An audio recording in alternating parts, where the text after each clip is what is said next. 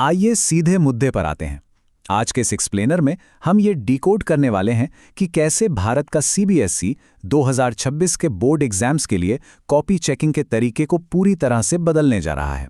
Artificial intelligence का ये इस्तेमाल शिक्षा प्रणाली की गति और सटीकता को एक नए स्तर पर ले जाने वाला है। इस पूरी प्रक्रिया को समझने के लिए हमारा एजेंडा कुछ इस तरह रहेगा। पहली, मैनुअल ग्रेडिंग की समस्या। दूसरा, एआई मूल्यांकन का समाधान। तीसरा, गति और सटीकता में सुधार। चौथा, सीबीएसई के 2026 रोल आउट के चरण। और अंत में अन्य विषयों में इसका विस्तार। तो चलिए शुरू करते हैं।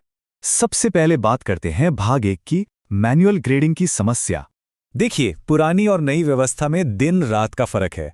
बिना एआई के रिजल्ट आने में कम से कम 3 से 5 दिन लग जाते हैं। फीडबैक एकदम सामान्य होता है और एक्शन अक्सर रिएक्टिव होता है। वहीं एआई के आने से ये प्रक्रिया सिर्फ 1 मिनट से भी कम समय में पूरी हो जाती है।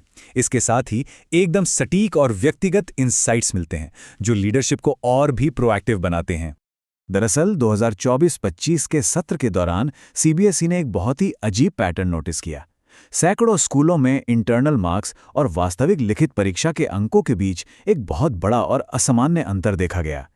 दिक्कत यह है कि जब तक कॉपियां चेक नहीं होती, स्कूल मैनेजमेंट को बच्चों के लर्निंग गैप्स का पता ही नहीं चलता।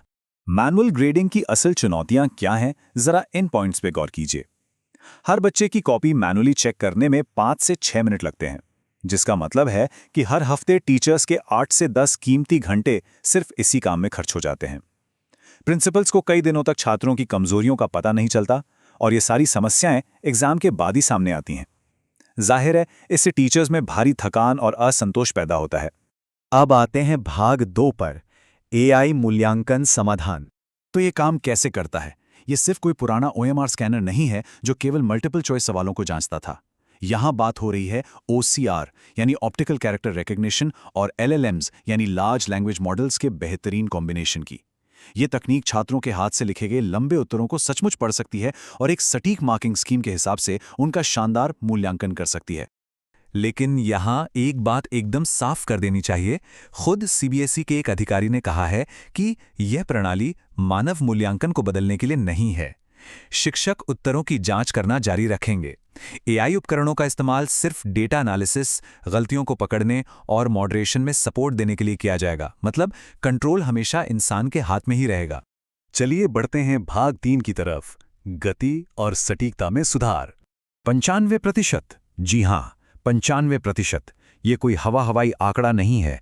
आज की एआई तकनीक इतनी एडवांस्ड है कि वो भारतीय छात्रों की सबसे खराब और उलझी हुई हैंडराइटिंग को भी लगभग 95% सटीकता के साथ आसानी से पढ़ लेती है।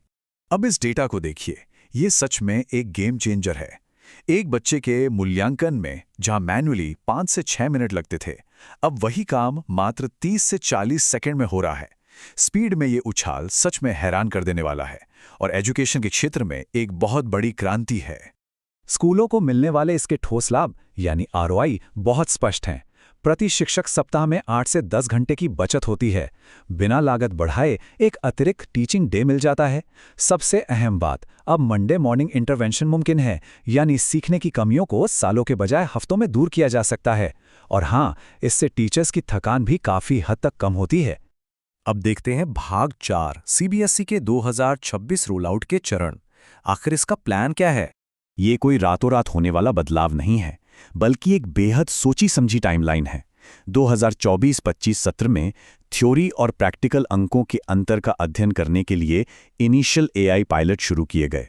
2025 में द्वारका, दिल्ली में डिजिटल मूल्यांकन और एआई केंद्र की स्थापना हुई। इसके बाद 2026 की शुरुआत में ऑन स्क्रीन मूल्यांकन के लिए टीचर्स की बड़े पैमाने पर ट्रेनिंग होगी और अंत में 2026 की बोर्ड परीक्षाओं में एआई संचालित डिजिटल चेकिंग का पूरी तरह से विस्तार किया जाएगा। आगामी परीक्षा के लिए सबसे बड़ी राहत ये होगी कि शिक्षक अब कागज के बड़े और भारी बंडलों को संभालने के बजाय स्क्रीन पर स्कैन की गई कॉपी जांचेंगे। सोचिए, ये काम को कितना आसान बना देगा। 2026 के इस रोल आउट से कई शानदार नतीजों की उम्मीद है, जैसे मॉडरेशन कहीं अधिक तेज और आसान हो जाएगा। असामान्य मामलों या आउटलायर्स की पहचान अपने आप हो जाएगी। दिए गए अंकों की पारदर्शी क्रॉस चेकिंग मुमकिन होगी। कुल मिलाकर मूल्यांकन प्रक्रिया फास्ट हो जाएगी और ये मानव और मशीन का एक बेहतरीन और सहज मिश्रण होगा। और अब हमारी चर्चा का आखिरी हिस्सा, भाग 5, अन्य विषयों में इसका विस्तार कैसे होगा। अगर इसे बड़े पैमाने पर लागू करना हो तो इसकी 5 स्टेप्स की एक बहुत ही कारगर प्रक्रिया है। चरण 1, 1 या 2 विषयों में 4 से 6 सप्ताह के छोटे पायलट प्रोजेक्ट से शुरुआत करें। चरण 2, तकनीक के जानकार 2 या 3 चैंपियन शिक्षकों की पहचान करें। चरण 3, शिक्षकों के बचे हुए घंटों को मापें और रिकॉर्ड करें। चरण 4, स्टाफ और मैनेजमेंट के साथ काम के पहले और बाद का डेटा साझा करें। और अंत में चरण 5, मानक संचालन प्रक्रियाएं यानी SOPs बनाएं और इसे सभी ग्रेड्स में लागू कर दें। इस पूरी प्रणाली का सबसे बड़ा सुरक्षा घेरा क्या है? वो ये है कि जब सिस्टम किसी उत्तर के बारे में श्योर नहीं होता तो वह हवा में तीर चलाने या अनुमान लगाने के बजाय उसे तुरंत मानवीय समीक्षा यानी ह्यूमन रिव्यू के लिए फ्लैग कर देता है। इससे हर हाल में एक्यूरेसी यानी सटीकता हमेशा बनी रहती है। आइए इस एक्सप्लेनर को एक अहम सवाल के साथ खत्म करते हैं।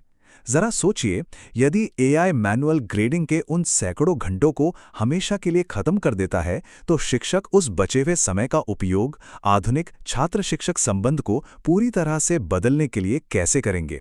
शिक्षा के भविष्य के लिए ये सच में एक बेहद रोमांचक संभावना है। इस चर्चा का हिस्सा बनने के लिए धन्यवाद।